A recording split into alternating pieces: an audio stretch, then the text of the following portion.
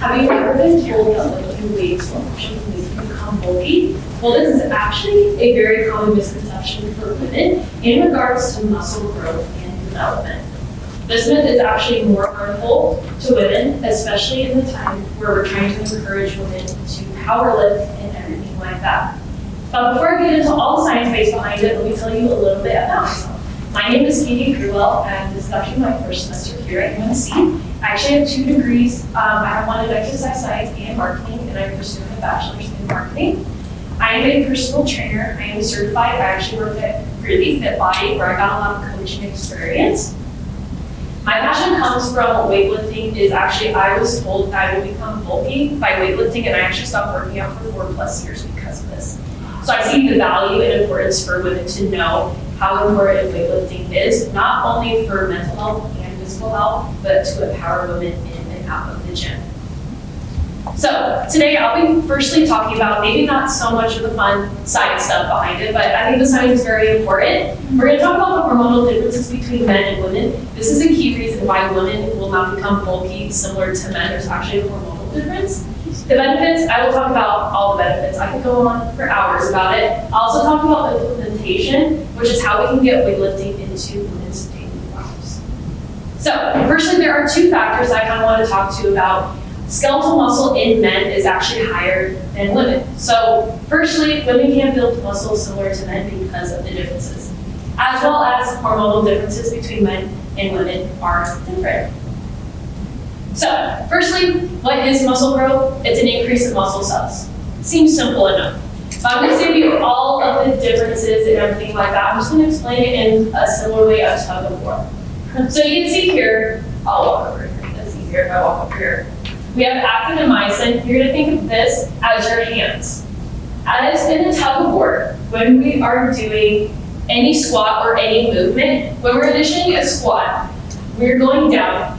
Actin and myosin are going to work together. It's like a tug of war. The actin is the rope here. Myosin is your hands. So as you're pulling, you're going to be actually pulling the muscle, and that's when you actually start to feel the burn in your legs, arms, or anywhere you're going. As you pull more and more, you're actually going to fatigue your muscles. What that means is when you feel sore, it's because you actually ran out of actin and myosin. So in that, the repair process comes about, and that's actually how you gain muscle. So muscular growth happens in 2 areas: mechanical damage and metabolic fatigue. So there are 3 movements that are kind of important for muscle development in men and women. So isometric is when you're not moving and you're in contracting phase. So you're just holding it like a bicep curl. You're holding it like this and not moving. So eccentric, I want you to think of it as nice and slow but controlled and down. So you're going slowly, nice and slow. So this is actually lengthening here. Concentric is the opposite of eccentric. You're going nice and quick. So you're when you go up to bicep curl, your muscle is short. So muscular growth in the muscle cells are kind of the same between men and women. But it all comes down to hormones. Men have testosterone, women have estrogen. So in that, testosterone actually is easier to repair the muscle damage that happens. Women have 10 to 40-ish levels lower of testosterone. They have some, but mostly in estrogen. Estrogen varies between menstrual cycles, so that's why women can't repair muscle as much. So I don't know if any of you have worked out and like 1 week you're like, I'm doing amazing. Then the next week you're like, I can't even lift the weight that I picked up. I can't even lift this. It's because the estrogen levels are different and your testosterone actually goes down during those menstrual cycles. So scientifically, women can't build muscle the same as men. So this is actually the difference. Men, as I said, have more skeletal muscle. So this is actually a little chart of showing the muscular gain. So men are in the red, women are in the kind of like gray-white. So you can see like before and after training, how much muscle growth, how much muscle repair and everything like that happened. You can see the differences between men and women. So the fear that comes in from this myth is actually not scientifically possible. Men and women can't grow the same amount of muscle. So I do want to highlight some of the benefits, but I also want to kind of go back into like the differences in that skeletal muscle and the hormonal differences. So the fear a lot of women we put in society are that it's the powerlifting. I know that's very common to see on social media, but it's caused by a lot of supplements. and it's not like naturally based. So that fear of becoming bulky is due to a lot of like body lifting and everything like that that uses like creatine and everything like that. So benefits of weight training. I could go on this forever, but I'm just gonna give you a few that I have noticed for myself. So firstly, it's more of a mental benefit. It's that time where you can like release yourself and you can kind of de-stress from the world. There's so many mental aspects to weightlifting. You're focused on one thing other than the other things in your life. You kind of have that center of focus. You actually improve your posture, which I don't have the best posture, but it tries to improve it. Your mental capacity, your brain function. If you are feeling kind of down while studying or anything like that, when you weightlift, you actually increase some of the hormones in your mind as well, so that's really helpful. You increase flexibility. You also increase your resting metabolic rate. So your resting metabolic rate is actually how many calories you burn at rest. So compared to cardio, you burn an amount of calories in a certain amount of time. But when you think about weight training, you actually burn more calories after because your muscles are repairing that actin and myosin. So resting metabolic rate actually increased in women from a study that in about 100 minutes a week increased by 4.2%, which is a lot when you think about burning calories at rest. It increases your sleep, decreases stress, so many things that are so important. So I kind of want to talk about what all is in the implementation to weight training. So I know for myself, I went through a very heavy cardio phase during the pandemic because there's not a lot going on during the pandemic. We're kind of stuck in, led to very unhealthy habits. So kind of where this passion for me has come from is knowing that cardio has a time and a place, but weightlifting is crucial just for your overall body composition, as well as your strength in and out of the gym. So what I think is the most important is research. Now I know like personal training is very expensive. There's great research online, but you kind of have to pick and choose where you find that research. I feel like if you find research from just a general website, it could be beneficial, but do your research in an area that you want to focus on your weight training for. This could be looking at like YouTube videos, somewhere that you can learn about if you don't know a lot about weight training. You can also reach out to me. But you can also reach out to any of our UNC Rec Center people. I work at Ames Community College, so if you're around that area, I can give you information. But research yourself, kind of like what weight training do you want to implement in your daily life. So starting off body weight or light weight. So a lot of people think about weightlifting, you go right in and you're going to lift heavy. That's actually not the case. What you want to do is go with your body weight or go lights. So it's hard when there's a misconception online with becoming bulky by lifting weights. If you can lift heavy, but also think about your form over anything, that's where muscle growth and that burn will occur. So thinking about body weight and light weight, progressive overload. So once you get that foundation of kind of like learning like what patterns you kind of want to implement in your weight training, and if you're working with a personal trainer or just your own program, I want you to focus on progressive overload. What that means is that each week, you're either increasing your weight or you're increasing the amount of reps that you have. So this can look different for everybody. And then the most important thing I think is consistency. You're doing something that you'll be consistent in and that you love.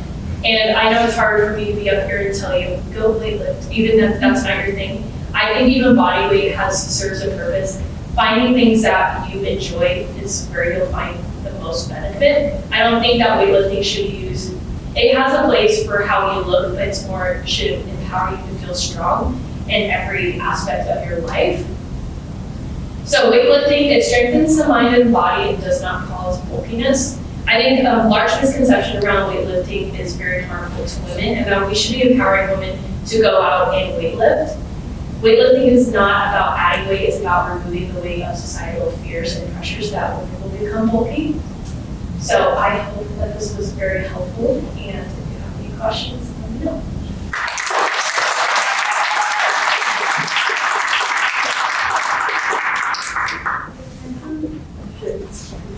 Yes. So you got you didn't weight training, so you were maybe walking for like 4.5 years. What made you take that call? So I actually went back on when I went to Ames Community College. When I first got my degree in exercise science, I took a weight training 1 course, and it was actually all women, and the professor was a woman, and she actually did powerlifting, and all of us in that class actually never did any kind of weight training. So going into that, she was very encouraging, being like, weightlifting is so crucial. And so that's when I kind of had to put that society, what they were telling me, I kind of put that out there and go forward.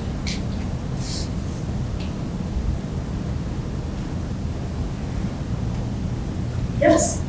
Weight training and going to the gym is extremely intimidating for some people and some women, especially for me, yeah.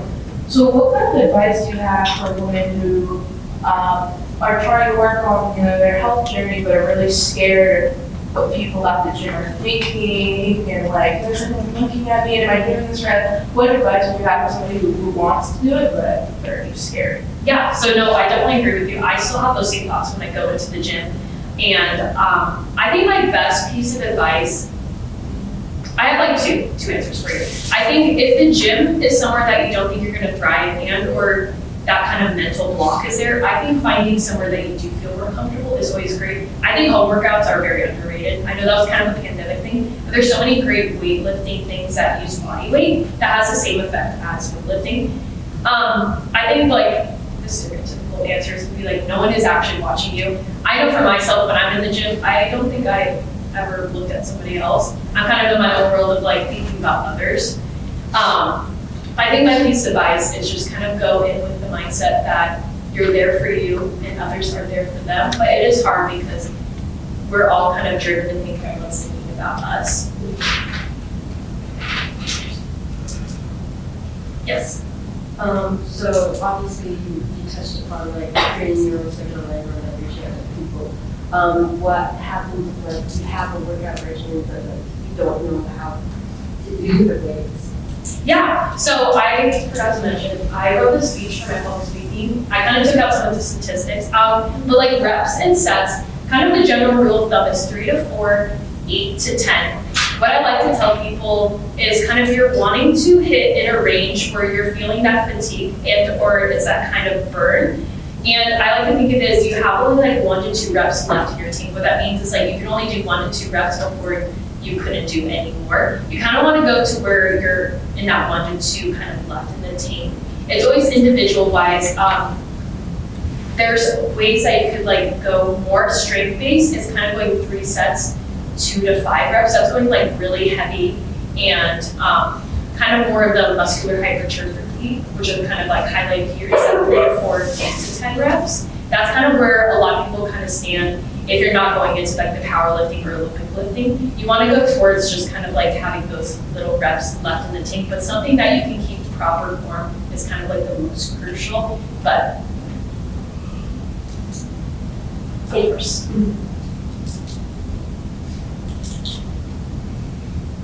Okay, cool.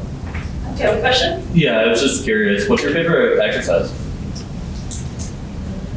I like a lot. So I actually am recovering from an injury. It's kind of weird. My sacrum was out of place for about 3 to 4 years and I was deadlifting. So my sacrum was actually on my right side, so they had to pop it back in. So I've actually just got back into weightlifting. Something that I've been really enjoying is kind of like unilateral work. I really love lunges and Bulgarian split squats, which are your elevated. I think it's very underrated unilateral work.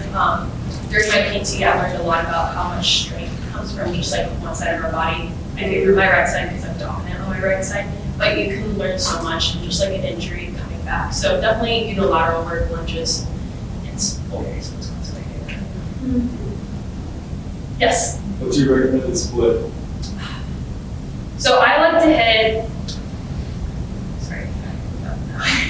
so I hit chest, arms, and shoulders and triceps, kind of like a pull day and a push day. So pushing means kind of like motions that go upwards, so like push-ups, bench press, shoulder press. I like a pull day, so all back and biceps.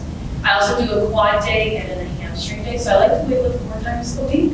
And then on the weekends, I love to mountain bike as well as do yoga, hiking. So I like to keep my schedule flexible. I like just to make sure that I hit all muscle groups. And recovery-wise, it depends. Sometimes I do it all in one go, upper, lower, or sometimes I have to spread it out depending on if I'm really sore or not that week.